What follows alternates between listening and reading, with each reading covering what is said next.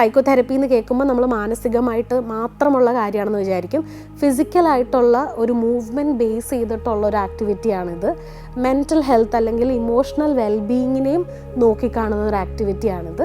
മൂന്നാമതായിട്ട് സോഷ്യലായിട്ട് ഞാൻ ഒറ്റയ്ക്കല്ല എന്ന് തോന്നിപ്പിക്കുന്ന രീതിയിൽ നമുക്ക് കമ്മ്യൂണിറ്റി ആയിട്ട് ചെയ്യാൻ പറ്റുന്ന ഒരു ആക്ടിവിറ്റിയാണ് ഈ ഡാൻസ് മൂവ്മെൻറ്റ് തെറപ്പിയുടെ സെഷൻസ് എന്ന് പറയുന്നത്. ഇന്ന് നമ്മൾ കാണാൻ പോകുന്ന അവസാനത്തെ ഭാഗമായ ത്രോയും ഹോൾഡിങ്ങും, അതായത് സാൻഷോയിലെ ടെക്നിക്കൽ ഭാഗങ്ങൾ. നമുക്ക് അതിലോട്ട് കിടക്കാം.